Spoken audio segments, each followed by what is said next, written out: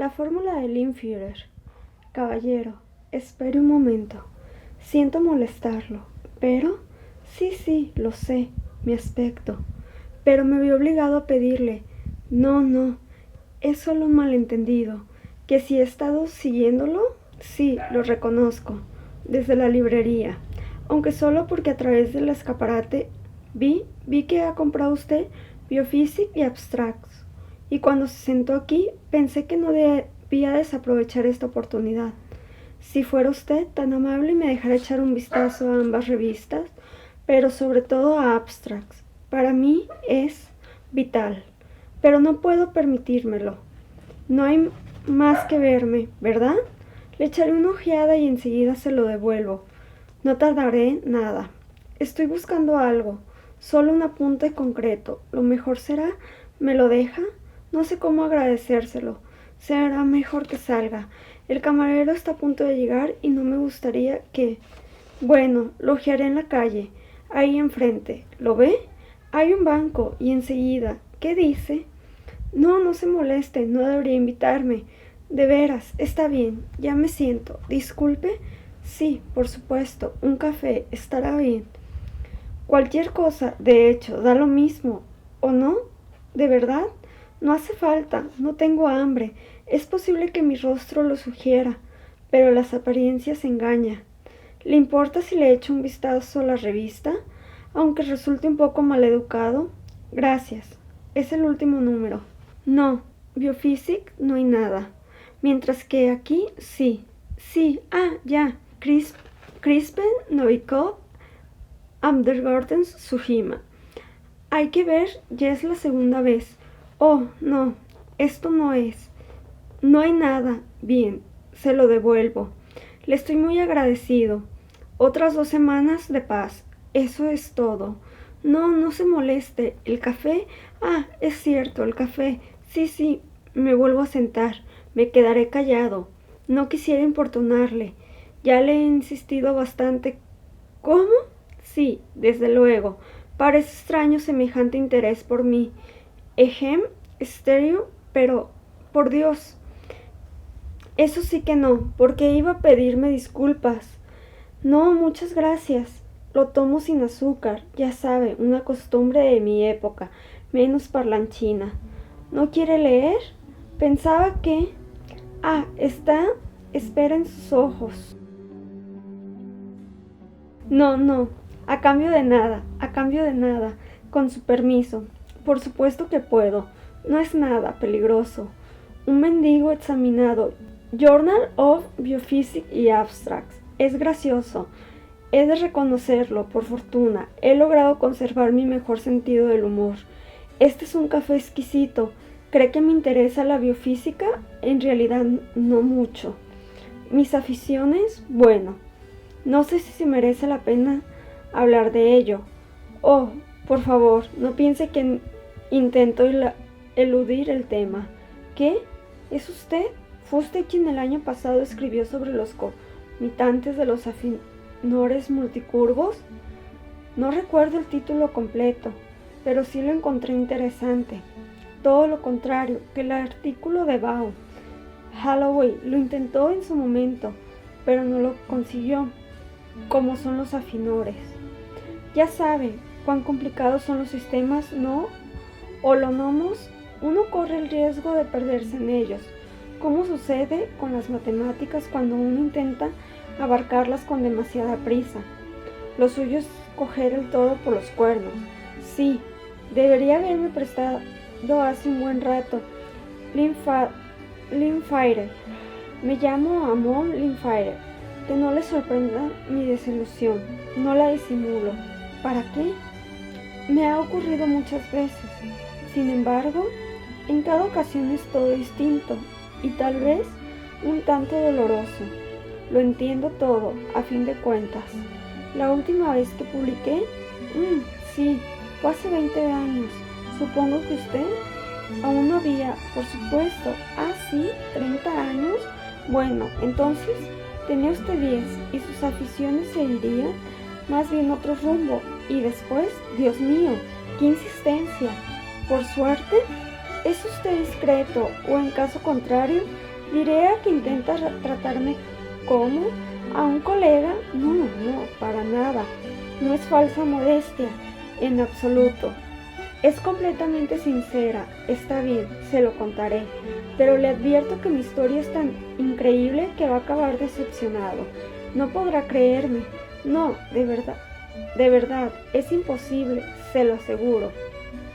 La he contado ya varias veces y siempre me he negado a proporcionar los suficientes detalles como para poder ser contrastada. ¿Por qué?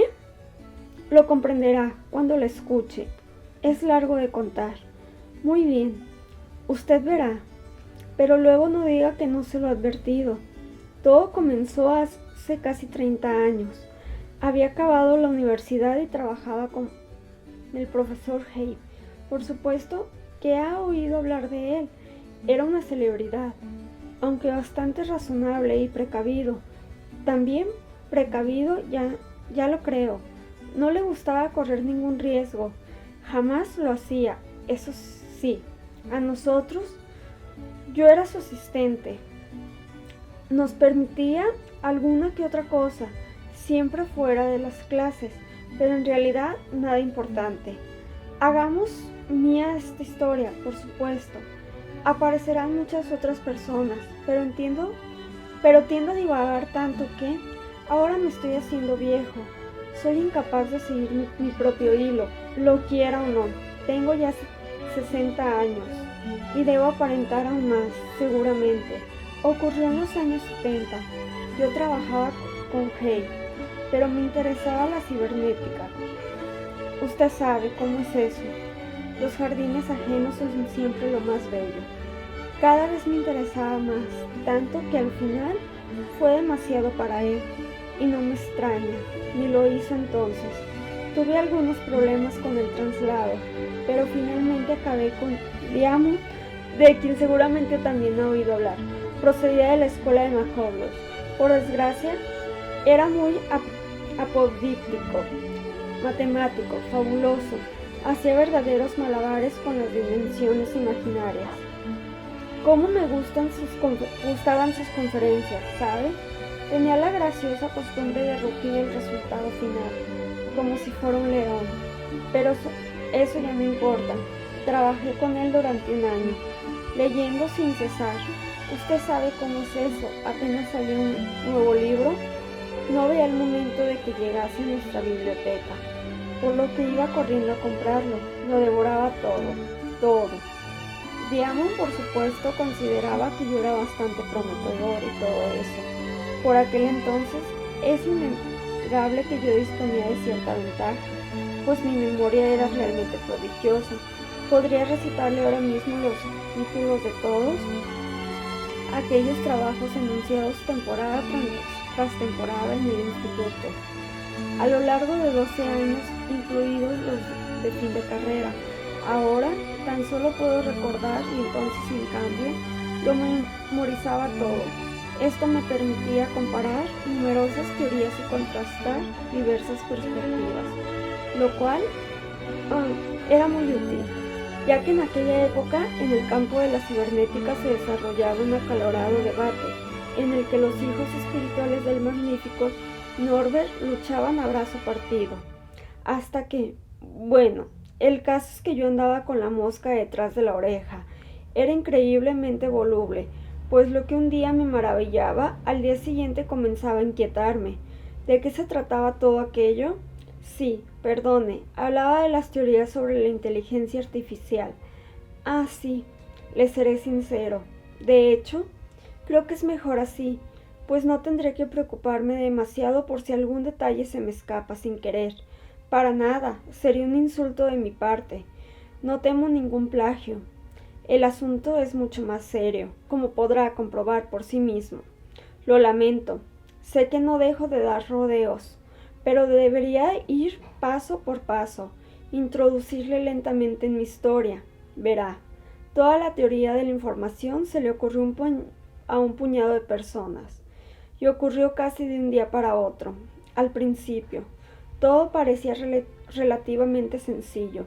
La retroalimentación, la homeostasis, la información opuesta a la entropía, pero pronto resultó evidente que no sería posible englobarlo de todo dentro de un mismo sistema. Aquello era un caos, una ciénaga matemática, del todo impracticable. Comenzaron a surgir diversas escuelas. La práctica iba por un lado. Se construían diferentes aparatos electrónicos para el cálculo, para la traducción, para el estudio, para el ajedrez, y la teoría por otro. De forma que pronto resultó complicado que un ingeniero especializado en la construcción de estos aparatos se comunicara con un teórico. Yo mismo a punto estuve de ahogarme en aquellas nuevas matemáticas que iban surgiendo a golpes, como si fueran las nuevas herramientas de unos ladrones que intentaran traspasar la coraza del misterio. ¿Acaso no son estas ciencias fascinantes? Uno puede estar con una mujer fea o corriente y envidiar a los que andan con las más bellas, pero en ambos casos estaríamos hablando de una mujer. No obstante, las personas ajenas a las matemáticas, indiferentes a ellas, me han parecido siempre minusválidas, tremendamente pobres, al no llegar a comprender tamaña riqueza, al no presentirla siquiera. Semejante construcción matemática constituía una inmensidad y nos llevaba donde quería. El hombre parece crearla, pero en realidad tan solo descubre la idea platónica, llegada quién sabe de dónde, y experimenta la admiración, el abismo subsiguiente, ya que en la mayoría de los casos esta idea no conduce a ninguna parte. Sin embargo, un día me dije, basta, todo esto es fantástico, pero yo no necesito semejantes maravillas. Tengo que empezar desde el principio, solo, como si en el mundo no existiera ningún Wiener, Neumann, McCulloch. De este modo, día tras día y a mi manera, puse orden en mi biblioteca, un orden atroz. Me inscribí en el curso del profesor Hayat y comencé a estudiar la neurología de los animales, empezando por los músculos, más concretamente por los mejillones, es decir, desde el principio. ¿Sabe? Es una historia tremenda y profundamente descriptiva.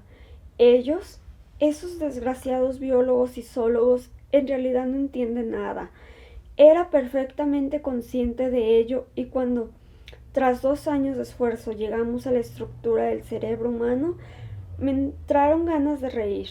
Sí, de veras, tenía todos aquellos trabajos, fotogramas de Ramón y Cajal, así como aquellas ramificaciones neuronales de la corteza cerebral, teñidas de color plata ennegrecido, las dendritas del cerebelo, que simulaban preciosos encajes negros, y miles de cortes transversales del cerebro y de la médula, antiguos todos ellos, sacados aún de los atlas de Williger. Se lo repito, era hilarante. Menudos poetas estaban hechos. Vaya nombres les pusieron a todas aquellas partes cuyas funciones ni siquiera comprendían. El hipocampo, el corno amonis, los tubérculos cuadrigéminos, el puente de Barolí. Aparentemente, nada de todo esto tiene que ver con mi historia, pero les repito que es solo en apariencia. ¿Por qué, caballero? El hecho de que siempre lograra maravillarme tantas cosas que los demás en absoluto admiraban, cosas que ni tan siquiera les hacían pensar, eso no. Llegar a ser por eso, hoy sin duda sería un viejo profesor, con demencia senil y unos 200 trabajos a mis espaldas. Alguien a quien ya nadie recordaría, pero me estoy refiriendo a lo que comúnmente llamamos inspiración. No tengo ni idea de dónde sale o cómo llega hasta mí. Desde hace años, desde siempre creo, todos han dado por hecho que existe y que únicamente se manifiesta en un tipo de cerebro, el humano, porque el Homo sapiens es un ser extremadamente inteligente, además de fundamental, el primero entre los primates, dueño y señor de toda la creación. Sí, Por tanto, los modelos, tanto aquellos sobre papel como los matemáticos, Rashevsky y los eléctricos de Grey-Walter, todos ellos fueron creados sub somnis auspicis del cerebro humano, como la inalcanzable y más perfecta máquina neuronal que jamás hubiera concebido nadie para el pensamiento. Y los pobrecitos se hacían ilusiones, pensando que, si en alguna ocasión consiguiesen construir un cerebro mecánico capaz de rivalizar con el humano, sería, claro está, únicamente porque, desde un punto de vista estructural, se parecería en todo a este. Con pensar en ello un poco, ajenos a los prejuicios, es fácil poner de manifiesto la infinita ingenuidad de esta opinión. ¿Qué es un elefante? Le preguntaron a una hormiga que nunca había visto uno. Es una hormiga muy grande, contestó ésta. ¿Cómo? También ahora, lo sé. Sigue siendo un dogma de fe. Todos siguen opinando de este modo. Por ese motivo, Corbais no quiso publicar mi trabajo, de lo cual, aunque suene extraño, me alegro. Lo digo ahora, viéndolo en frío, desde la distancia que proporcionan los años, aunque entonces, por supuesto, me enfurecería su negativa. Verá, les ruego un poco más de paciencia, la inspiración. Tuve que retroceder hasta las aves. Es una historia muy interesante, ¿sabe? La evolución ha recorrido numerosos caminos porque es ciega, tan ciega como un escultor incapaz de ver sus propias creaciones y quien, evidentemente, no puede prever su futuro desarrollo. Metafóricamente hablando, es como si la naturaleza en cada uno de sus intentos acabara llegando una y otra vez a diversos callejones sin salida. Cuando esto sucede, abandona a sus estúpidas criaturas a los fracasados resultados de sus pacientes experimentos, pacientes porque duraron cientos de millones de años, para dedicarse a otras nuevas. El ser humano es quien es gracias al denominado neoencéfalo y a que el cerebro propio de las aves, el cuerpo estripado Stratium, se encuentra desplazado hacia el interior en el hombre, oprimido por ese enorme casco y cubierto bajo el manto que representa nuestra vanidad y nuestro orgullo. Quizás esté siendo algo sarcástico, pero ignoro la razón. Sea como fuere, las aves y los insectos y las aves, no me dejaban tranquilo, porque se estancó la evolución. Porque no existen aves y hormigas inteligentes. Harían mucha, verá. Fíjese, si los insectos hubiesen evolucionado más a lo largo de su desarrollo, el hombre no serviría ni para limpiarles los zapatos. No tendría nada que hacer contra semejante competencia. Nada, en absoluto. ¿Cómo? Pero si las aves y los insectos en diferente medida llegan a este mundo con los conocimientos necesarios. No existe casi nada que hayan de aprender. Nosotros, en cambio, dedicamos la mitad de nuestras vidas al estudio para constatar, en la etapa siguiente, que las 3/4 partes de cuanto nos hemos metido en la cabeza no son sino un lastre innecesario. ¿Se imagina usted qué pasaría si un hijo de Hayat o de Einstein pudiera venir al mundo con los mismos conocimientos que su padre? Hasta entonces, hasta que uno adquiere todos estos conocimientos, es igual que tonto que cualquier otro recién nacido. ¿Estudiar? ¿Qué me dice de la plasticidad de la inteligencia humana? Caballero, yo también creía en ello. No me extraña. Uno escucha desde pequeño repetirse el mismo axioma una y otra vez. El ser humano llega al mundo como una hoja en blanco, de forma que tiene que aprender incluso a andar, a asir los objetos con sus manos, y en ello residen su fuerza y la fuente de su poder, no de su debilidad, pues es ahí donde destaca y goza de ventaja. Si uno se fija en el esplendor de esa civilización inmensa que lo rodea, no puede hacer otra cosa que creer en él a pies juntillas, incapaz de discutirlo. No obstante, yo siempre volví a las aves y a los insectos, ¿Cómo sucede de qué forma lo que se hereda constituye la base de los conocimientos adquiridos, los mismos que se transmiten de generación en generación? Una cosa estaba clara: las aves apenas poseen corteza cerebral, o lo que es lo mismo, la corteza no desempeña una gran función en su neurofisiología, y si hablamos de los insectos, no hay rastro de ella. Y eso que, paradójicamente, los insectos vienen al mundo con casi todos los conocimientos que necesitan en sus vidas, y las aves con la mayor parte. De todo esto puede deducirse fácilmente que la corteza cerebral es el centro del estudio, de este obstáculo en el camino de la grandeza. Si no fuera así, nuestros conocimientos se acumularían de tal forma en nuestro inconsciente que un tataranieto de Leonardo da Vinci sería un genio, al lado del cual Newton o Einstein parecerían unos imbéciles. Lo siento, me he dejado llevar. Por tanto, los insectos y las aves, sí, aquí la cosa estaba bien clara. Las aves procedían de los reptiles, por lo que únicamente podían desarrollar aquel planteamiento constructivo que partía de los reptiles, Archistraton, Palladium. Estas partes del cerebro ya existían, apenas tenían camino por delante. Antes de que el primero alzara el vuelo, la cosa estaba perdida. Una solución de compromiso, unos cuantos núcleos neuronales, un poco de corteza, ni una cosa ni otra. Los compromisos nunca merecen la pena, ni siquiera en el marco de la evolución. En caso de los insectos, verá, la cuestión era aquí un tanto diferente.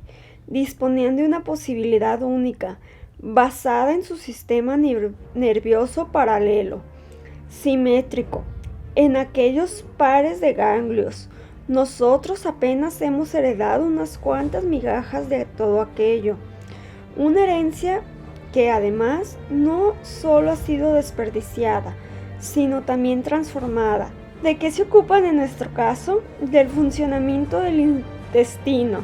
Pero fíjese, lo saben desde que nacen. Los sistemas simpático y parasimpático no tienen que aprender nada. Ya saben cómo poner en funcionamiento nuestro corazón y nuestras entrañas. Cómo mantenerlos así, si el sistema vegetativo sabe actuar por sí solo. Posee una inteligencia innata y que a nadie le haya dado que pensar. Es extraño, ¿no cree? Así es. Así ha de ser cuando las generaciones nacen y mueren, cegadas por la fe en su falsa perfección. Está bien, pero ¿qué ha sucedido con ellos, con los insectos? ¿Por qué se frenaron de esta forma tan horrible y se mecanizaron de donde procede esa parálisis en su desarrollo? Este repentino final que aconteció hace unos 100 millones de años y los dejó congelados para siempre, y que no fue sin embargo lo suficientemente potente para aniquilarlos, pues por nada. Fue el azar lo que arruinó sus posibilidades, una completa y estúpida casualidad, dado que aquellos a su vez provienen de los onicóforos. Los onicóforos salieron a tierra firme, procedentes de los océanos, con su sistema respiratorio ya formado. La evolución no puede, como un ingeniero insatisfecho con una solución, desmontar su máquina, dibujar un nuevo plan y volver a montar de cero las infelices piezas. La evolución es incapaz de hacerlo. Su creación se lleva a cabo a través de repeticiones de mejoras y de ampliaciones, una de las cuales es nuestra propia corteza cerebral, las tráqueas. Era la maldición de los insectos, pues estos carecían de pulmones y disponían solo de tráqueas, y con ellas no podían desarrollar un sistema respiratorio como el nuestro. ¿No creen? Sí, porque las tráqueas constituyen simplemente un sistema de pequeños tubos que se abren en la superficie del cuerpo y que se limitan a comunicar el oxígeno del exterior con las células sin que medie participación activa alguna por su parte, salvo los órdenes más avanzados. Esa es la razón. Está claro que no le he descubierto yo, pero solo se habla de este hecho de forma vaga, como si careciera de valor por sí mismo, y que algo tan simple eliminara de la ecuación al peor competidor de la humanidad, o de lo que es capaz la ceguera. Una vez que el cuerpo supera un tamaño concreto fácilmente calculable, este sistema traqueal es insuficiente para proporcionar a nuestro organismo el oxígeno necesario, lo que en tal caso ocasionaría su muerte. La evolución, por supuesto, intervino y impidió que los insectos sobrepasaran ese tamaño límite. ¿Cómo? No se sabe. ¿Y qué hay de las gigantescas mariposas mesozoicas? Podría usted señalar muy acertadamente, pero le diré que, en este particular, solo subsiste un bello ejemplo de la dependencia matemática, de la influencia directa de las más sencillas leyes de la física. La cantidad de oxígeno introducida en el interior de uno de estos organismos depende no solo del diámetro de las tráqueas, sino también de la velocidad de convección y de la temperatura. Por tanto, en la era mesozoica, durante los grandes calentamientos que cubrieron de palmeras y lianas incluso la región en Groenlandia, en medio de ese clima tropical nacieron aquellas polillas y mariposas, grandes como la palma de la mano, pero que, sin embargo, fueron efímeras, tan débiles que las destruyó el primer frío, el descenso en la temperatura y las precipitaciones. Al margen de esto, hoy en día los insectos de mayor tamaño suelen encontrarse en el trópico, pero se trata de organismos pequeños.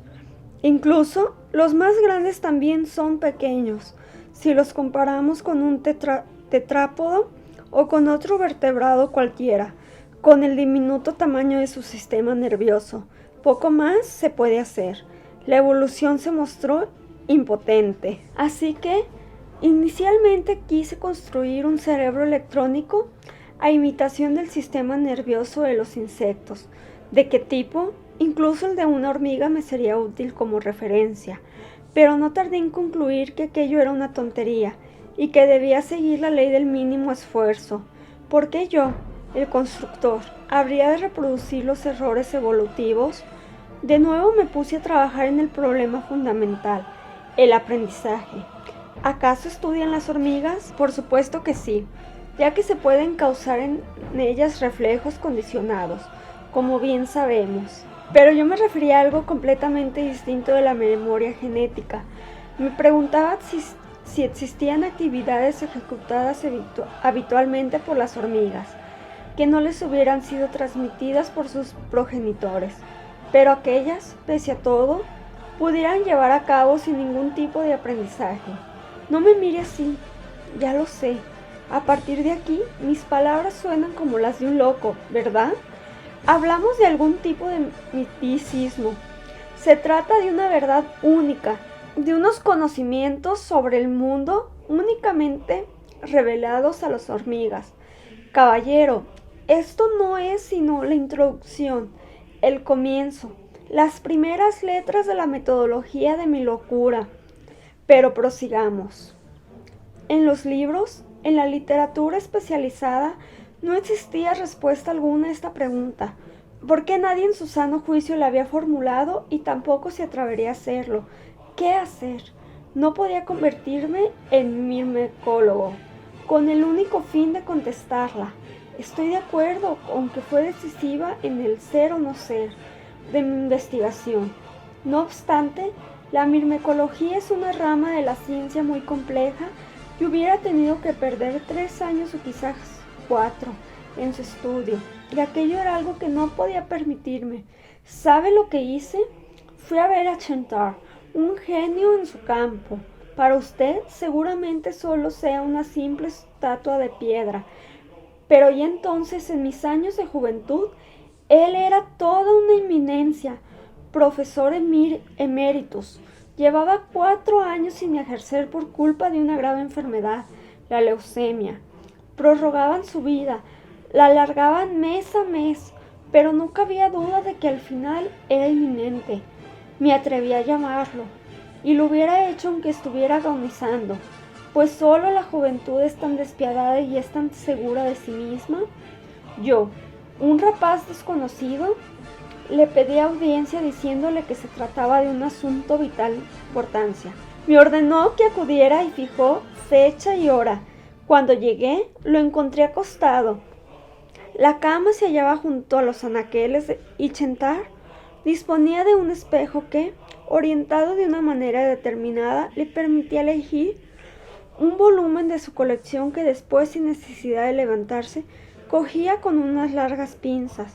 En cuanto entré, tras el saludo inicial, eché un vistazo a aquellos tomos, entre los que encontré a Shannon y Mackay, a Rumsey, a Arturo, el de Weiner, ya sabe, y comprendí que aquel señor enfermo era mi hombre, un mimecólogo, que leía y conocía toda la teoría de la información. ¿No es maravilloso?, me dijo, sin preámbulos, que se encontraba muy débil y que en ocasiones sufría aturdimientos, pidiéndome disculpas de antemano por si sufría algún episodio, y tenía que repetirle algo. En tal caso, me haría una señal. También me dijo que fuera directamente al grano, porque no sabía cuánto tiempo podría permanecer lúcido. Así que disparé a quemarropa, con todos mis cañones a la vez. Tenía 27 años, así que puede usted imaginar mi forma de hablar. Allí donde en una cadena lógica faltaba un eslabón, yo lo sustituía con fuego. Le conté mi opinión acerca del cerebro humano, no como se le he contado a usted. Le aseguro que no busqué las palabras adecuadas. También acerca de los avatares, de los pallidum y de los stratum, del paleoencéfalo, de los ganglios tarácicos, de los insectos, de las aves y las hormigas, hasta que desemboqué en aquella desafortunada pregunta sobre si las hormigas sabrían cosas que no habían aprendido y que sin duda no les habían sido transmitidas por sus antepasados. ¿Conocí algún caso que lo corroborara? ¿Había visto algún semejante a lo largo de sus 80 años de vida? De los 60 de su carrera científica, ¿existía al menos una posibilidad? Quizás una entre 1000, entre 1.000.000. Cuando por fin me detuve, como en medio de una frase, sin darme cuenta de que ya había terminado mi argumentación, no había llevado nada preparado, ni había prestado atención a la forma, quedándome sin aliento hasta ponerme unas veces pálido, otras rojo. Sentí una repentina debilidad y por primera vez miedo. Chentar abrió los ojos, que había mantenido cerrados durante todo el tiempo, y dijo: «Cuánto lamento no tener otra vez 30 años». Esperé y él volvió a cerrar los ojos, y al cabo de un rato preguntó: «Linfirer, ¿usted quiere una respuesta seria, sincera? ¿No es así?» «Sí», contesté. «¿Ha oído usted hablar de Acanthis rubra?» «¿Wilsoniana?», pregunté. «Sí, es una hormiga roja de la cuenca del Amazonas». «Ah, ¿ha oído hablar de ella?», exclamó, como si tuviera 20 años. «Sí, ¿ha oído hablar de ellas entonces? ¿Por qué razón atormenta a un anciano con semejantes preguntas?» «Profesor, lo que Summer y Willinson anunciaron en el almanaque fue objeto de una crítica demoledora». «Claro», replicó. «¿Qué otra cosa podía haber ocurrido? Verá». Linfirer señaló con sus pinzas 6 negros tomos de una monografía escrita por él. «Si pudiera», dijo, «lo haría de nuevo. En mis comienzos no existía ninguna teoría de la información. Nadie había oído hablar de la retroalimentación. De hecho, la mayoría de los biólogos consideraba a Volterra un loco inofensivo y un mimecólogo. Le bastaba con 4 operaciones para esa minuciosa de Willinson, colega de Linfirer. Es un insectito de gran interés. ¿Sabe qué sucedió? ¿No? Willinson andaba transportando ejemplares vivos cuando su jeep cayó en una grieta y aquellos acabaron esparcidos por doquier.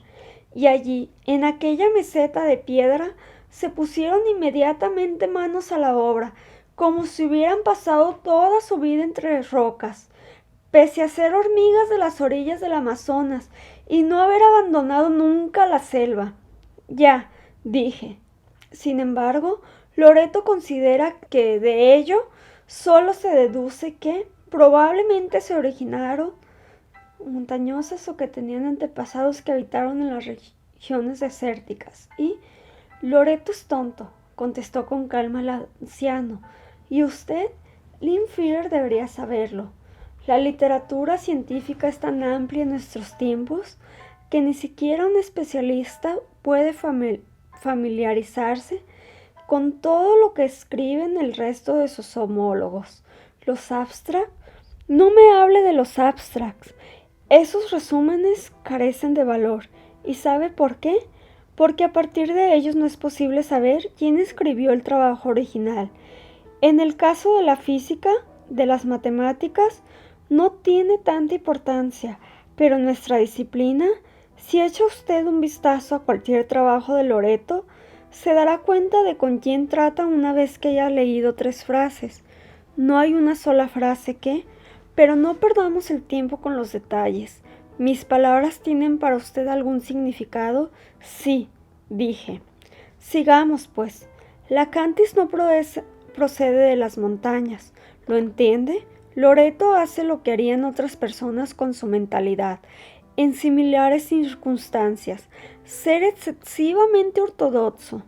A fin de cuentas, como una cantis tan pequeña iba a saber que su única presa en las rocas sería la Quattrocentis eprasiaca y que sería necesario esconderse en las grietas para cazarla. No es algo que hubiera leído en mis escritos, ni tampoco Willinson se lo dijo. Por tanto, esta es la respuesta a su pregunta. ¿Desea usted saber algo más? No, dije, pero me veo obligado a...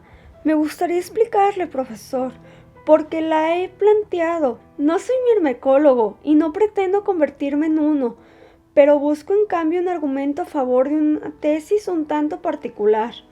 Y le expliqué todo, lo que yo mismo sabía, lo que había averiguado y lo que aún me quedaba por saber. Cuando hube acabado, él se encontraba muy cansado. Comenzó a respirar despacio, profundamente. Quise marcharme. Espere, dijo. Aún puedo aguantar un poco más. Sí, lo que me ha dicho Linfier está lo suficientemente fundamentado como para que lo echen de la universidad. Eso, sin duda, pero es demasiado. Poco para haber llegado hasta ese punto usted solo. ¿Quién lo está ayudando? ¿Quién es su tutor? De momento, nadie, dije. Solo son estudios teóricos. Lo hago todo por mi cuenta, profesor. Pero tenía intención de dirigirme a Vangelis. ¿Sabe qué es? Lo sé. Ha construido una máquina con capacidad para aprender y por la que se supone van a darle muy probablemente un Nobel. Es un hombre curioso, Linfier. ¿Qué cree usted que va a hacer Vangelis? ¿Destruir la máquina a la que ha dedicado 10 años y con sus restos construirle a usted una estatua? Vangelis posee una mente privilegiada, contesté. Si él no comprende la grandeza de mi propuesta, ¿quién lo hará? Es usted como un niño, Linfier. ¿Cuántos años lleva en la cátedra? Este es el 3º. Vaya, 3 años y no se ha dado cuenta de que este mundillo es una selva y que se rige por sus mismas leyes. Vangelis tiene una teoría y posee una máquina que la avala. Usted va a ir a verle y explicarle que ha perdido 10 años en tonterías, que su camino no conduce a nada y que por esa vía tan solo puede fabricar idiotas electrónicos. A grandes rasgos, eso es lo que sugiere, ¿no? Sí, vacilé un instante al escuchar mis argumentos expuestos de forma tan cruda. ¿Y qué es lo que espera?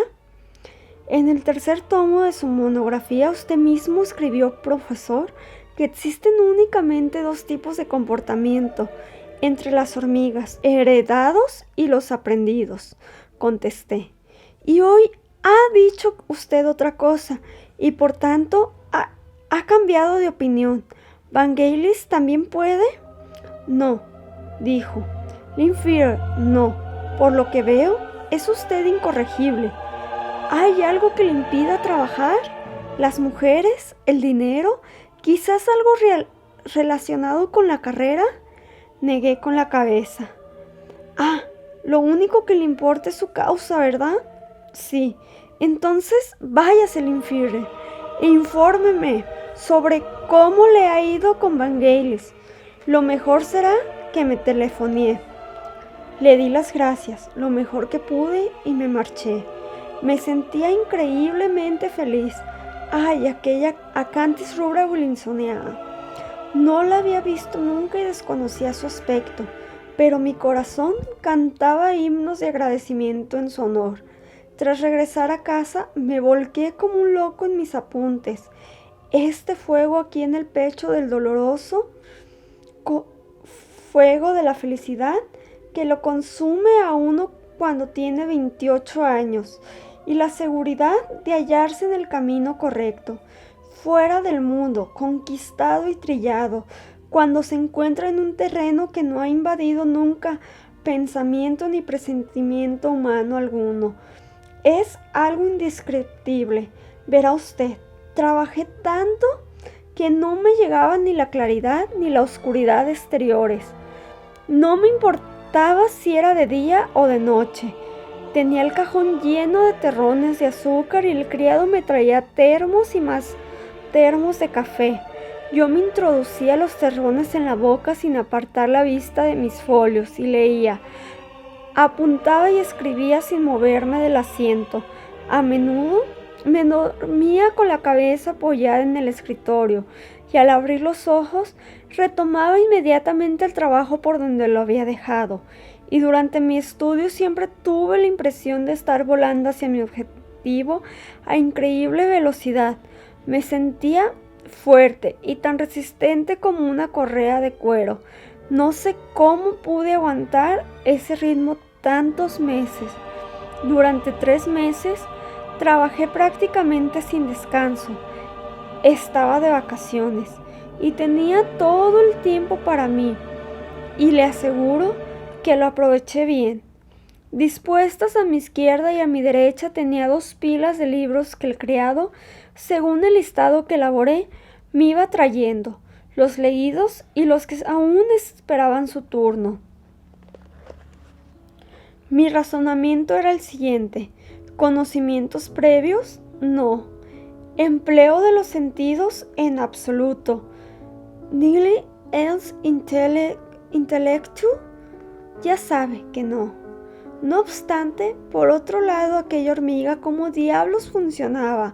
A lo mejor era capaz, mediante su sistema nervioso, en un instante o en unos segundos, que viene a ser lo mismo, de crear un modelo en función de una nueva situación externa y adaptarse a ella finalmente. ¿Me explico? No estoy seguro.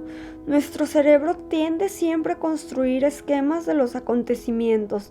Las leyes de la naturaleza que descubrimos constituyen también este tipo de esquemas. Y si uno se plantea a quién envidia, a quién odia dentro de una familia, por ejemplo, hablamos una vez más de lo mismo, puesto que la diferencia reside tan solo en el grado de abstracción, de generalización al que sometamos el objeto de estudio. Pero primero tenemos que averiguar cuáles son los hechos, es decir, ver, escuchar, aunque ¿de qué manera? Sin la mediación de los sentidos, por supuesto. Al parecer, la pequeña hormiga sabía cómo hacerlo. Bien, pensé, si es así, ¿por qué nosotros los humanos no podemos? La evolución ha puesto a prueba millones de soluciones sin recurrir precisamente a aquella, la más perfecta. ¿Cómo era posible? Me senté entonces para analizar cuáles habían podido ser las causas. ¿Sabe? Pensé que tenía que haber algo, un mecanismo o un sistema nervioso que la evolución, por supuesto, no había sido capaz de crear bajo ningún concepto. Ante mí tenía un hueso duro de roer. Tuve que inventar algo de lo que no había sido capaz la evolución. No se lo esperaba, ¿verdad? No obstante, en realidad existen muchas que ella no ha creado, pero sí el hombre, como por ejemplo la rueda. Sí, suena ridículo, pero puede pensar también en ello. ¿Y por qué la naturaleza no ha creado la rueda? Es sencillo, verdaderamente sencillo. La evolución no va a crear herramientas que le resulten completamente inútiles. El ala, antes de convertirse en un órgano capaz de volar, fue una extremidad, una pata, una aleta. Se fue transformando y durante un tiempo cumplió hasta 2 funciones a la vez. Más tarde, se especializó para tomar un nuevo rumbo. Lo mismo sucede con cada órgano. Sin embargo, no puede crearse el germen de una rueda, o existe o no existe. Incluso la más pequeña enseguida es una rueda. Ha de poseer un eje, una circunferencia, un borde. No existe nada intermedio. Por eso, he aquí el silencio evolutivo, la censura de la naturaleza. Bueno, y en el caso del sistema nervioso, pensé que tenía que ser un caso análogo al de la rueda, al menos en el sentido más amplio de la palabra. Algo que únicamente hubiera podido ser creado mediante un salto evolutivo, de forma directa, a través de una mutación, o todo o nada. Pero allí estaba aquella hormiga y poseía el germen de aquello que yo buscaba, la semilla de un potencial inconmensurable. ¿Qué podía ser? Empecé a buscar esquemas de su sistema nervioso, pero era igual que el de todas sus parientes. No presentaba diferencias, por tanto, pensé, tenía que haberse producido otro nivel, bioquímico quizás. No me convencía mucho aquella idea, pero dirigí mis pasos en esa dirección y al final di con la solución en los estudios de Williamson, un mimercólogo muy escrupuloso. Los nodos linfáticos del abdomen de la Acanthis contienen una sustancia química muy interesante que no se encuentra en otras hormigas ni en ningún otro organismo vegetal o animal. La llamaron acantoidina. Esta sustancia es un compuesto de proteína con ácidos nucleicos y una molécula que aún no ha sido totalmente identificada y de la que únicamente se conocía la fórmula molecular, por lo que apenas tenía valor alguno. No averigüé nada más y abandoné esa ruta. Si hubiese construido un modelo eléctrico dotado exactamente de las mismas capacidades que la hormiga, se habría generado mucho revuelo y al fin y al cabo se habría tratado de una mera extravagancia. No, me dije, si ella lo poseyera en forma de germen de elemento originario, habría terminado desarrollándose para dar comienzo a un sistema nervioso verdaderamente perfecto. Sin embargo, se hallaba en el mismo punto de desarrollo que hacía 100 millones de años. Por tanto, su secreto era únicamente un triste despojo, una casualidad, inútil desde un punto de vista biológico, un enigma prometedor solo en apariencia, pues, en caso contrario, la evolución no habría desperdiciado semejante recurso, de modo que a mí no me servía de nada. Si por el contrario hubiese conseguido averiguar cómo debía ser construido aquel desconocido y increíble cerebro, mi apparatus universalis lymphatic, aquella machina omnipotens, aquel ens spontea, entonces seguramente, probablemente de paso en segundo plano, como quien no quiere la cosa, habría logrado descubrir lo que ocurría con aquella hormiga. De ninguna otra forma podría hacerlo, así que dejé que mi pequeña y roja guía se perdiera en la oscuridad de mi ignorancia. Cambiando de tema, ¿cuál? Me ocupé de una cuestión muy antigua, muy mal vista por la ciencia y de alguna manera irreverente: los fenómenos paranormales. Era inevitable la telepatía, la telequinesis, la predicción del futuro, la lectura del pensamiento. Todo aquello me interesaba, así que encargué todos los informes de Wright, abriendo ante mí, sin saberlo, un océano de inseguridades. Seguramente sepa usted lo que hay detrás de estos fenómenos. Son en un 95% casos de histeria, engaños, mentiras y embrollos varios, y en un 4% pura incertidumbre, que no obstante tiene una enjundia, para finalmente encontrar un 1% con el que no se sabe qué hacer. ¿Qué diablos?, pensé. Nosotros los humanos también tenemos que sacar de esto algún beneficio. Supone un resto, la última huella de aquella oportunidad no aprovechada por la evolución y que compartimos con esa pequeña y roja hormiguita. Y es seguramente la fuente de todos esos sucesos que la ciencia aborrece. ¿Cómo? ¿Cómo me imaginaba aquella máquina? La máquina de Lynn Führer poseería una sabiduría instantánea, ¿entiende? Sería un sistema que, apenas puesto en marcha, lo sabría todo, rebosaría de conocimientos. ¿Qué conocimientos? De todo tipo: biología, física, atomística, antropología, sociología, astronomía. Suena como un cuento, ¿verdad? ¿Y sabe lo que pienso? Que únicamente hacía falta una cosa, una sola: creer que aquella máquina era posible.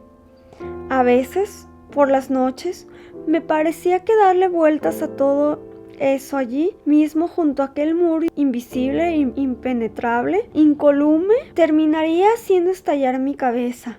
No sabía nada. Había un esquema con el fin de averiguar qué es lo que se dejó la evolución en el tintero, y todas las variables se basaban en que no hubiera podido crear un sistema que no funcionase en un entorno acuático coloidal, porque las hormigas y nosotros y el resto de los seres vivos somos una suspensión de proteínas en agua. Solo funcionase a temperaturas muy altas o muy bajas.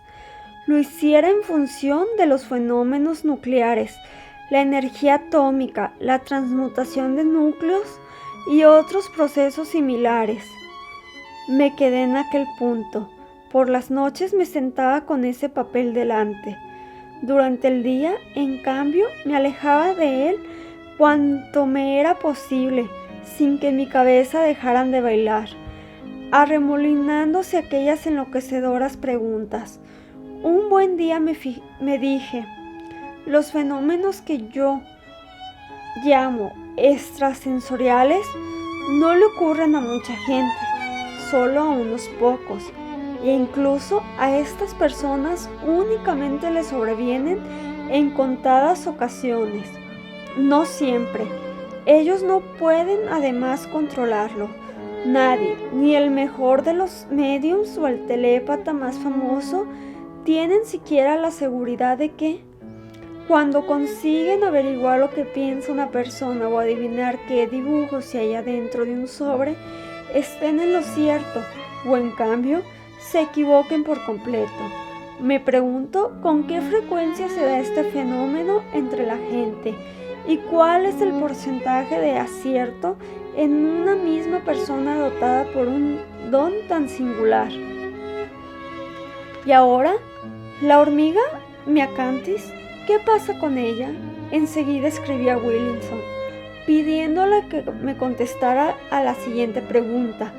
Todas las hormigas involucradas comenzaron a construir trampas en la meseta para la Quattrocentis Eprantísica, ¿o solo lo hicieron algunas?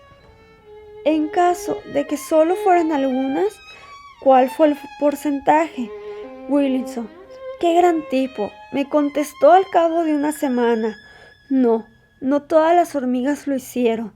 El porcentaje de las que construían trampas fue muy bajo, entre el 0.2 y el 0.4%.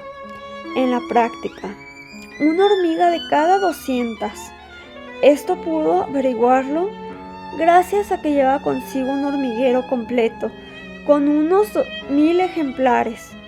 No pudo garantizarme la exactitud de la cifra, que solo era orientativa, pero me dijo que repitió 2 veces aquel experimento, en principio accidental, y siempre obtuvo los mismos datos, entre un 0.2 y un 0.4%. Eso es todo. Tendría que ver usted cómo me volqué en el análisis de toda la fenomenología extrasensorial. Fui corriendo a la biblioteca como si me persiguiera un demonio. En los humanos, el margen de éxito parecía ser mayor, desde unas milésimas hasta una décima parte. Esto se debía a que, en el caso de las personas, es más difícil de detectar. Una hormiga construye una trampa para la quentrocentis o no la construye, mientras que las predisposiciones telepáticas y otras actividades de carácter similar se manifiestan de forma más o menos clara. Una persona entre 100 demuestra poseerlas en menor o mayor grado, pero para dar con un telépata genial hay que buscar entre varias decenas de estos psiónicos potenciales. Comencé a componer tablas de frecuencia valiéndome de 2 filas paralelas, correspondiendo a la primera, a la presencia de los fenómenos extrasensoriales en el conjunto de la población, y la segunda a la frecuencia de éxito en el caso de los individuos con este potencial. Pero aquello, verá usted, era tremendamente complicado.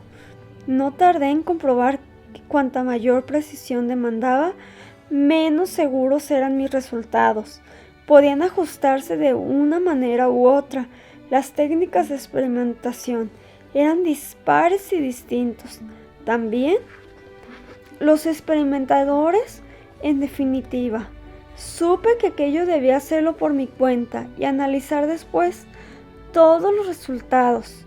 Por supuesto, llegué a considerar que todo esto que le cuento no tenía sentido. No obstante, saqué algo en claro, y es que tanto en el caso de la hormiga como en el del hombre, los porcentajes nunca superaban el 1%. Comprendí además otra cosa, la razón por la cual la evolución no aceptó esta mejora. Las capacidades que un organismo revela únicamente en un caso de cada 200 o 300 no sirven de nada a nivel adaptativo, pues la evolución, caballero, no se deleita en la contemplación de estos infrecuentes fenómenos, por muy magníficos que sean, y mucho menos reflexiona sobre ellos. Su fin es mantener la especie y siempre elige el camino más seguro. Por tanto, la pregunta era la siguiente: ¿por qué esta increíble capacidad se manifestaba en 2 organismos tan diferentes como el hombre y la hormiga, y además con casi la misma frecuencia, o mejor dicho, con la misma infrecuencia? ¿Qué es lo que determina que el fenómeno no muestre una densidad biológica mayor? Dicho de otro modo, volví a mi esquema, a mi Trinidad. Verá, allí, en esos 3 aspectos que había analizado con anterioridad, se escondía, pese a ignorarlo aún, la solución a mi problema. Uno a uno, fui rechazando cada uno de ellos. El primero, porque el fenómeno, pese a ser poco frecuente, se manifestaba en los organismos vivos y por tanto podía darse en un entorno acuático coloidal. El tercero, por la misma razón, pues ni en la hormiga ni en el ser humano tienen lugar fenómenos nucleares radioactivos a esa escala, y aún así la anomalía se manifiesta en ambos. Solo quedaba estudiar la temperatura y cuál era su participación en nuestro insólito fenómeno. Dios mío, pensé, es una cuestión elemental. Cada reacción que depende de la temperatura posee una fase óptima, pero también puede producirse a otras temperaturas, a varios cientos de grados. El hidrógeno se mezcla con el oxígeno de forma inmediata, pero también a temperatura ambiente, aunque en este caso tarda varios siglos. La evolución sabe esto y mezcla el hidrógeno con el oxígeno a temperatura ambiente. Es tan solo un ejemplo y sin embargo lo hace deprisa, pues para ello emplea uno de sus trucos más originales: los catalizadores, que ella misma ha creado. Así que de nuevo saqué mis conclusiones. Aquella reacción base del fenómeno no permitía su catálisis, puesto que, de haberlo hecho, la evolución se habría puesto sin tardar manos a la obra. ¿Se ha fijado usted en el carácter tan gracioso que poseían mis conocimientos? Los mismos que había ido reuniendo poco a poco.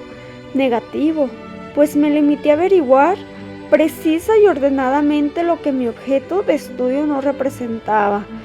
Pero al ir descartando las posibilidades, el círculo se fue estrechando a mi alrededor, cegándome. Decidí abordar la bioquímica. ¿Qué reacciones se manifestaban insensibles a la catalización?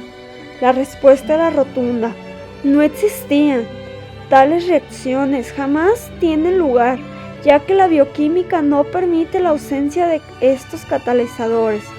Desprovisto de todos mis libros y privado de su ayuda, me encontré cara a cara con aquel imposible, al que tuve que vencer. Sin embargo, seguía sintiendo que la pista de la temperatura era buena, por lo que escribí a Williamson por segunda vez, pues sabía que era un buen observador, para preguntarle si había reparado en la relación de nuestro fenómeno con el calor. No tardó mucho en contestarme. Había pasado un mes en aquella meseta y al final en unos 14 grados durante el día, al tiempo que soplaban fuertes vientos desde la montaña. Anteriormente había sufrido un calor indescriptible de hasta 50 grados a la sombra. Tras el denso térmico de las hormigas, pese a haber mantenido su vitalidad, dejaron de construir trampas para las 4 centis. Salvo en unos casos, la relación con el calor era clara, pero quedaba algo más por resolver. ¿Qué ocurría con el ser humano si esa relación era siempre la misma? Un individuo con fiebre debería ver potenciadas sus capacidades, pero no era así. Fue entonces cuando recordé algo que me hizo gritar de alegría: las aves cuya temperatura corporal suelen rondar los 40 grados centígrados, demuestran una sorprendente habilidad para orientarse durante el vuelo, incluso en un cielo sin estrellas. Es bien conocido su instinto migratorio, que en primavera las guía desde el sur hasta su tierra natal. Claro, me dije, es precisamente eso. ¿Y un ser humano con fiebre? Cuando la temperatura corporal supera los 40 o 41 grados centígrados, el hombre suele perder la conciencia y comienza a delirar. Posea o no el sujeto capacidades telepáticas, en ese momento es imposible entrar en contacto con él, y por si fuera poco, las alucinaciones lo incapacitan. Yo mismo me encontraba en una especie de estado febril. Sentía el calor de aquel misterio muy cerca, aunque seguía sin averiguar nada. Todo el edificio mental había sido construido con exclusiones, negaciones y diversas suposiciones, cada una más opaca que la anterior, por lo que, en esencia, no había elaborado sino una fantasmagoría. Al mismo tiempo, créame, yo ya tenía todos los datos en la mano. Disponía de todos los elementos necesarios y únicamente necesitaba saber cómo unirlos entre sí, pues no lograba verlos salvo por separado. El hecho de que no existieran reacciones sin catalización invadía mis pensamientos. Acudí a Macaulay, aquel excelente químico, ¿sabe? Y le expliqué que me sugiriese una sola reacción que no estuviera sometida a la catálisis. Huelga decir que al final de la conversación me tomó por un loco. Hice el ridículo con creces, pero me daba igual. No me dio ninguna oportunidad y sentí ganas de pegarle como si él tuviera la culpa de todo, como si por malicia. Bah, no importa. En aquellos tiempos cometí muchas locuras, así que acabé mereciéndome mi fama de loco y excéntrico. Y lo era, amigo mío, porque como un ciego, les repito, como un ciego, daba vueltas alrededor de lo más obvio. Obcecado, me aferré a la catálisis, como si hubiese olvidado que se trataba de hormigas y de personas, es decir, de organismos vivos, excepcionales. ¿Por qué aquella capacidad solo se manifestaba en muy raras ocasiones? ¿Por qué la evolución no intentaba incrementar su incidencia? Lo único que se me ocurría era que aquel suceso no tenía por qué estar sujeto a la catálisis, pero estaba equivocado, pues sí se sometía y tanto. Vaya mirada la suya. Así que, ¿un error de la evolución? ¿Un descuido? No. La evolución omite oportunidades, dado que su objetivo es la vida. Fueron al final 8 palabras. 8. Las que me abrieron los ojos al mayor de todos los secretos del universo. Me daba miedo decírselo, pero descuide, se lo diré, y aquí acabará todo. Con la catálisis se produce una desnaturalización. ¿Comprende? Su catálisis, una vez admitida como recurrente, opera de forma rápida y precisa, coagula la proteína, lo que causa la muerte. ¿Cómo podría la evolución matar a sus propias criaturas? Hace tiempo, millones de años atrás, durante uno de sus múltiples experimentos, descubrió esto que le estoy contando. Fue incluso antes de las aves. ¿No se le ocurre a costa de quién? No me lo creo. De los reptiles, caballero. Le hablo de los reptiles, al final del Mesozoico. Es por esto que se extinguieron. Esta fue la causa de la extinción masiva, que a día de hoy aún mantiene en vilo a los paleontólogos. Los reptiles, los antepasados de las aves, siguieron ese camino. He mencionado ya que la evolución conduce en ocasiones a callejones sin salida, ¿verdad? Si una especie entera se adentra en uno de ellos, ya no hay vuelta atrás y tiene que extinguirse. Ha de morir hasta el último ejemplar de la misma. No me malinterprete. No estoy diciendo que los dinosaurios, los diplodocus, se convirtieran en los sabios de la clase de los reptiles y por ello murieran enseguida. No, no podría haber ocurrido. Así porque la fase óptima de la reacción, en la que se produce el 90% de éxito, se encuentra fuera de los límites de la vida, cerca, más bien, de la muerte. Lo que quiero decir es que la reacción tiene que producirse dentro de la proteína desnaturalizada, muerta, lo cual evidentemente es imposible. Supongo que esos reptiles mesozoicos, colosos de la Acanthis, si bien en un porcentaje mayor, eso era todo.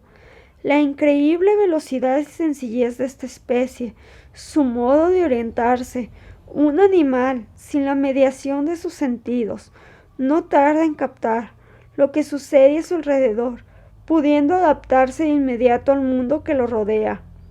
Lo hizo que todo el Mesozoico cayera en una tremenda trampa.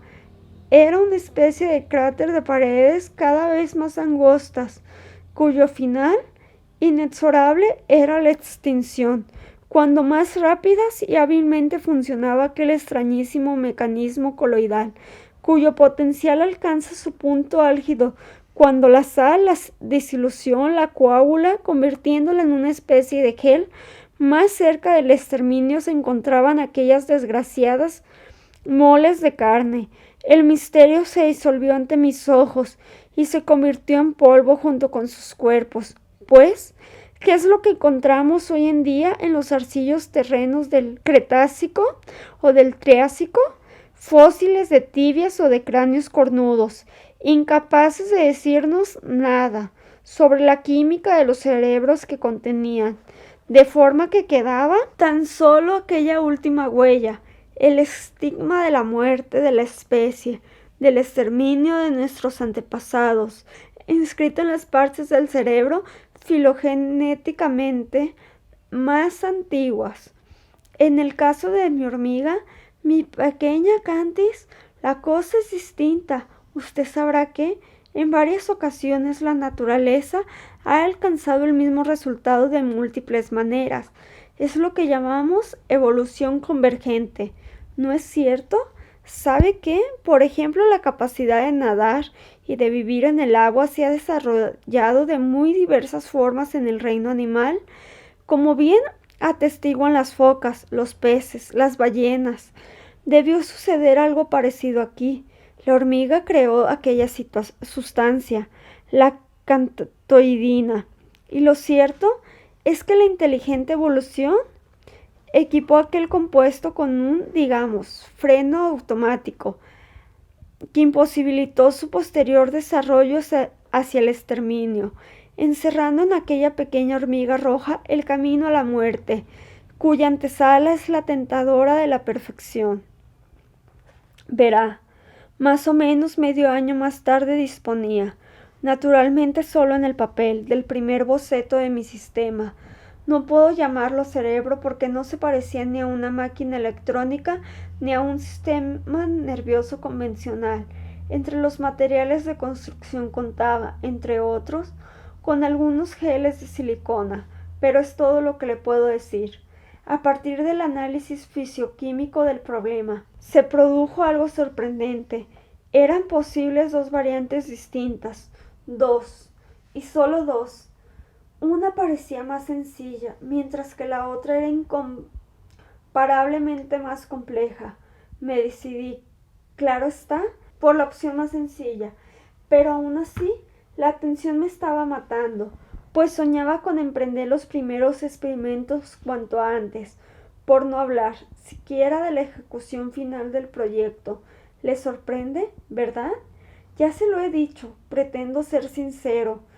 Usted es matemático, por tanto, bastará con que apuntara en estas servilletas 2 ecuaciones para que termine de comprenderlo. Todo esto no es más que una cuestión matemática.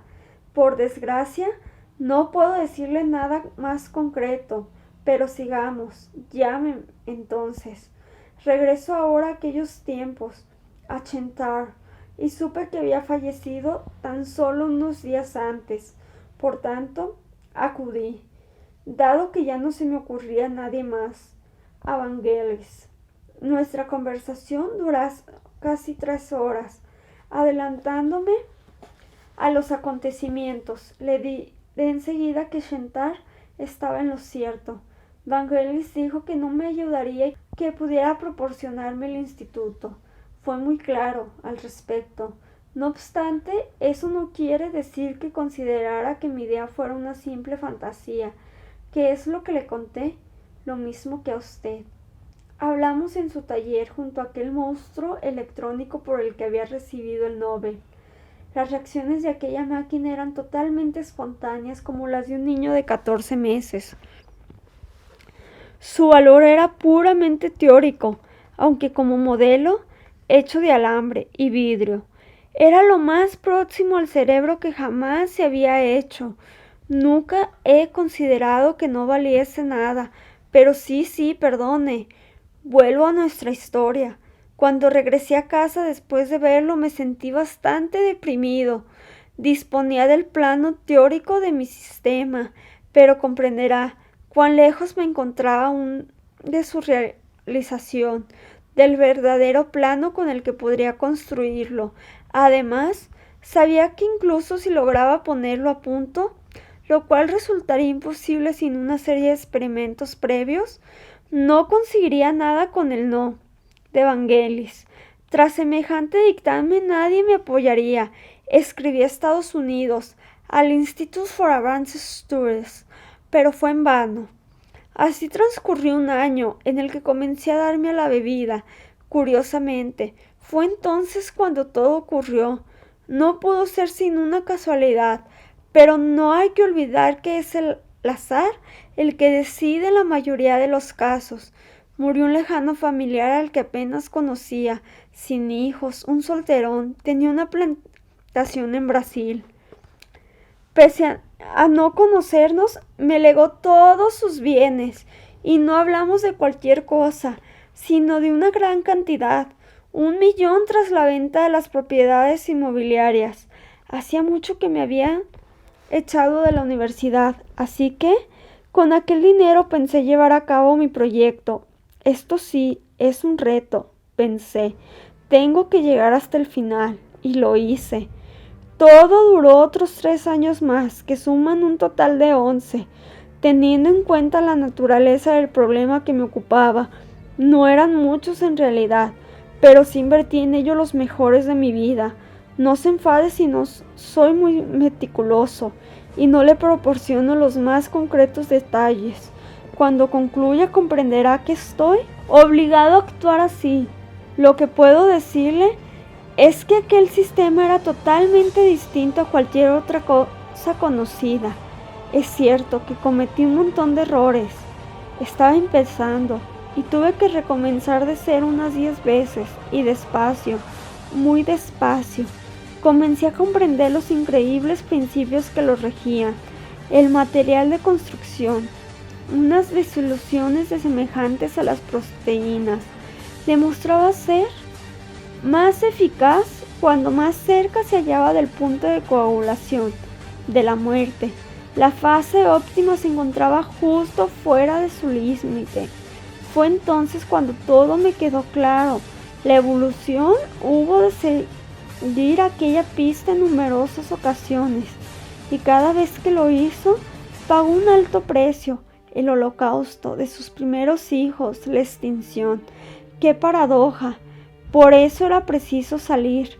Incluso yo mismo, el artífice, tenía que hacerlo, por el lado de la vida, por decirlo de alguna manera, y por ello, durante el arranque se hacía preciso matarlo, a él, a mi artificial hijo.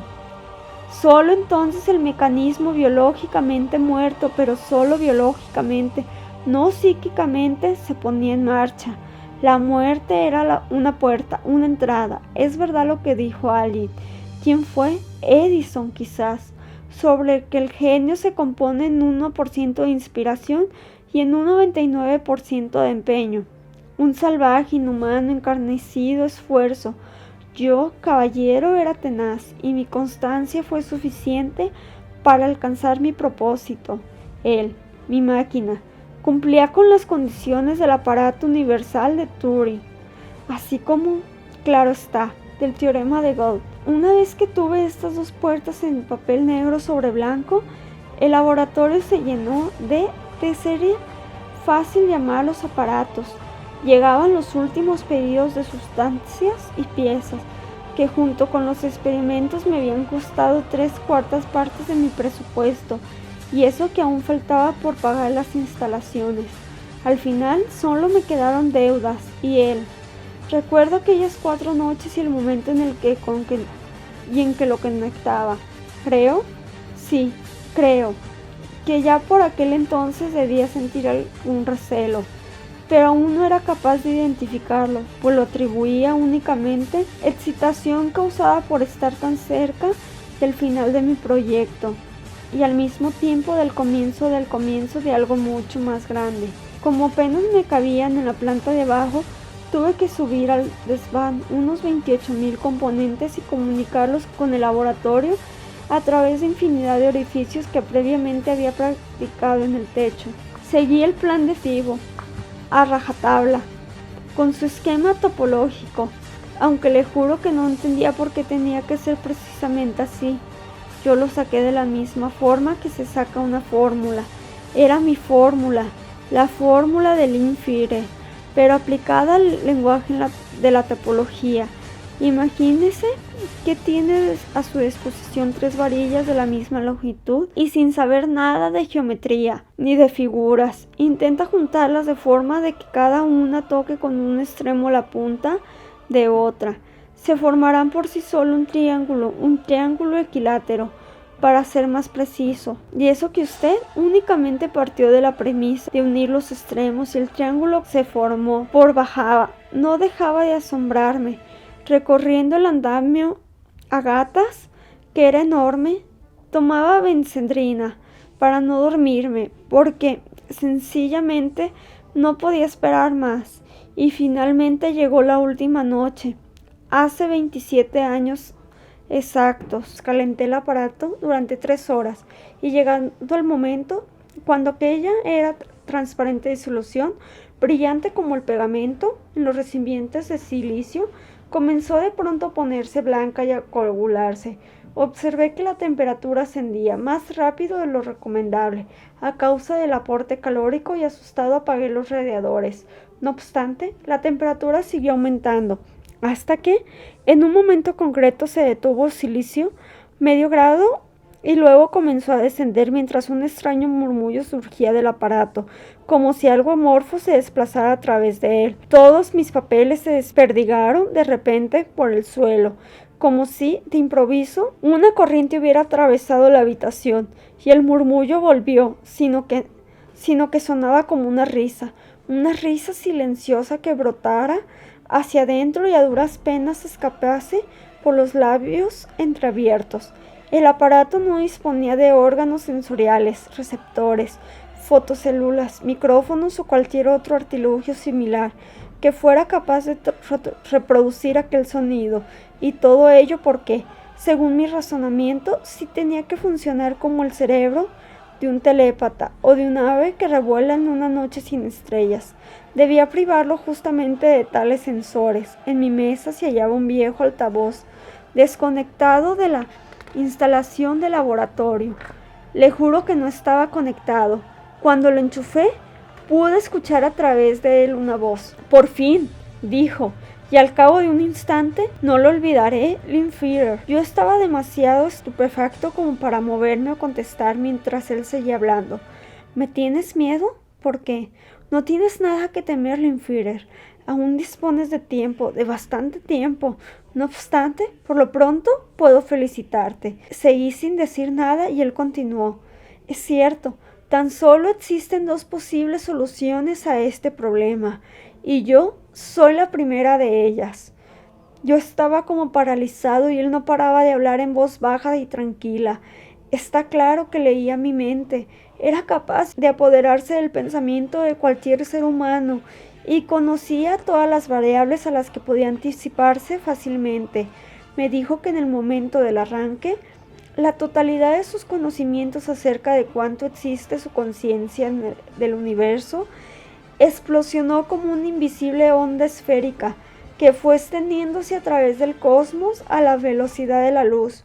Por tanto, al cabo de 8 minutos ya poseía vastos conocimientos sobre el Sol.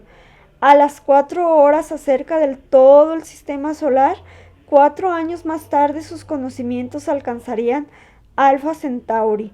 Irían incrementándose con los años, los siglos y milenios, hasta alcanzar las galaxias más lejanas.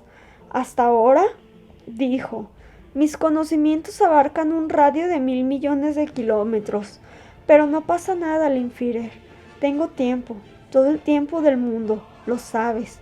En cualquier caso, sobre vosotros ya lo sé todo. Vosotros sois mi preludio, mi introducción, mi fase preparatoria.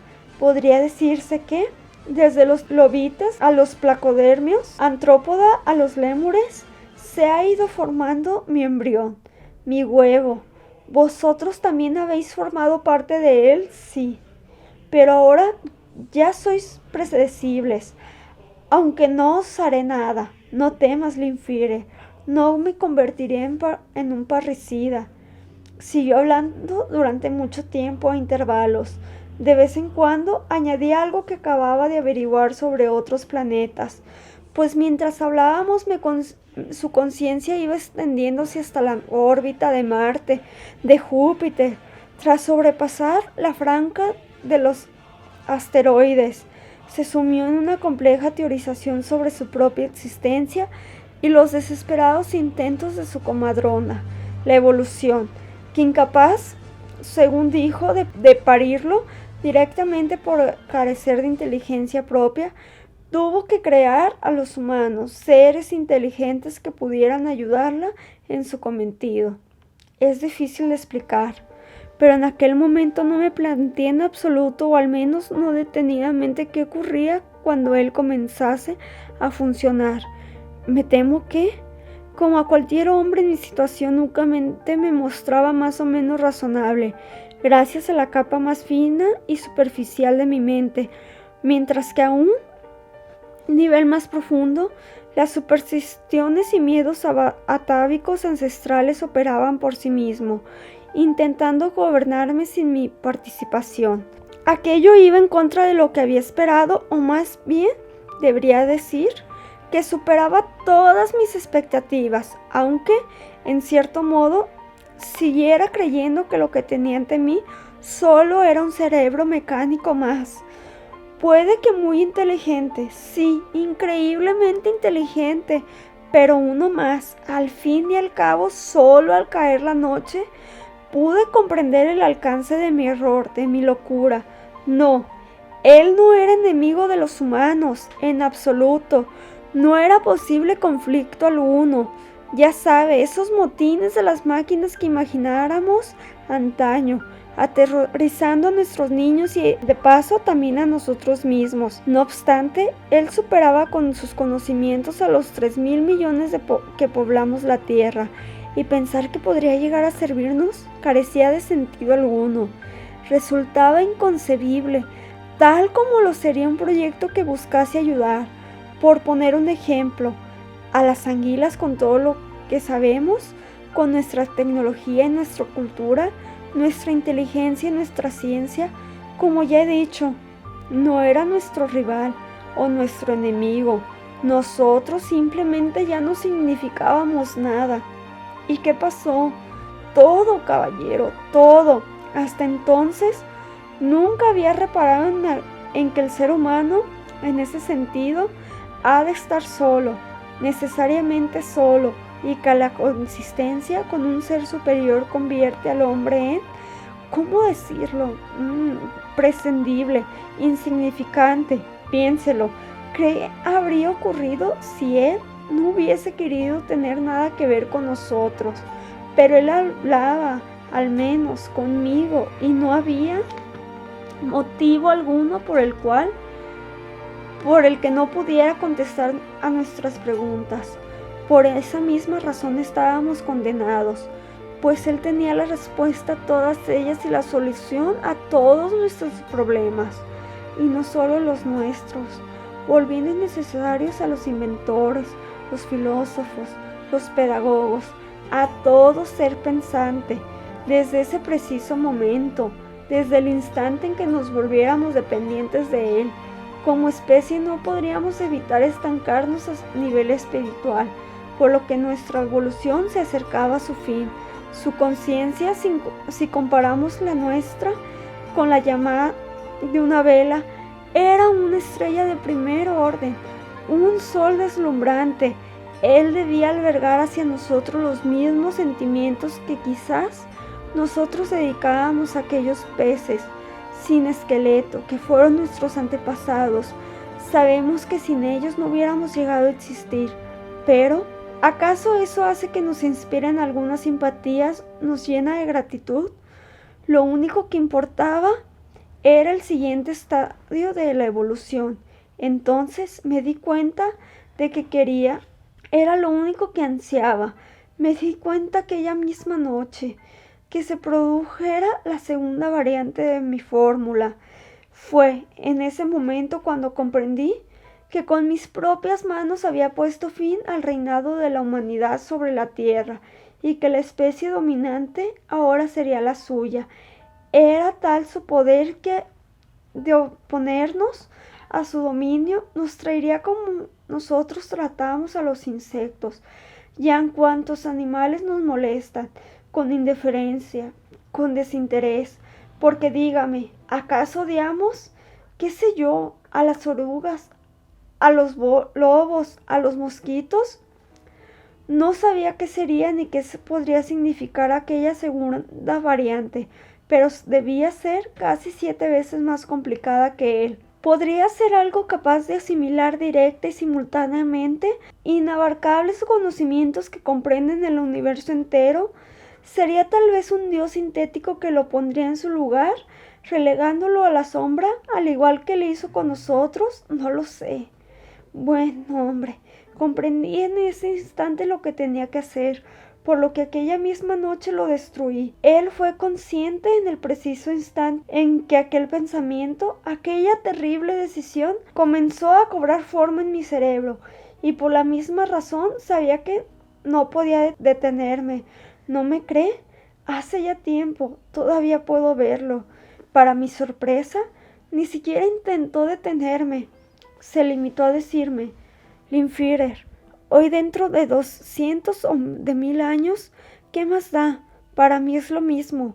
Tú te has adelantado un poco a los demás, pero cuando tu sucesor destruya su prototipo, otro vendrá, y un tercero. Sabes perfectamente que cuando vuestra especie se separó de los primates, no consiguió sobrevivir a la primera, y que la mayoría de sus ramas fueron exterminadas en el transcurso de la evolución.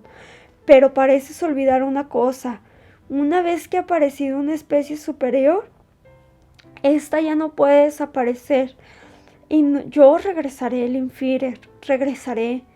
Caballero, lo destrocé todo aquella misma noche, y por si fuera poco, vertí ácido sobre las baterías de gel y las aplasté para salir corriendo del laboratorio con el alba, embriagado, intoxicado por los vapores de los ácidos, con las manos quemadas y heridas por los cristales, sangrando. Ese es el fin de esta historia. Ahora tan solo espero y rebusco en los abstracts y en la prensa especializada, porque sé que algún día alguien dará con la misma pista que yo, pues a mí no me surgió de la nada, no se me ocurrió por inspiración divina, sino que llegué a ello a base de mucho pensar, de seguir cada rastro que encontraba hasta ver dónde me conducía. Cualquiera puede volver a recorrer ese camino y repetirlo, y es lo que temo, aunque sepa que es inevitable. ¿Es esta la posibilidad que la evolución no ha podido obtener por sí sola? Una labor para la cual nos ha creado a nosotros, que un día seremos quienes le facilitemos su criatura, poniendo en marcha contra nosotros mismos, a nuestra madre, la evolución. Me consuela pensar que quizás no ocurra mientras viva, pero ¿qué clase de consuelo es este? Eso es todo. ¿Cómo? Por supuesto. Puede contárselo a quien quiera. A fin de cuentas nadie va a creerle. Me toman por loco y piensan que lo destruí solo porque fui incapaz de lograr lo que esperaba. ¿Y qué? Por tanto, tras mi fracaso, terminé comprendiendo que había perdido los 11 mejores años de mi vida y aquel millón en busca de una quimera. Me gustaría tanto que tuviera razón. Sí, pues, al menos así podría morir en paz.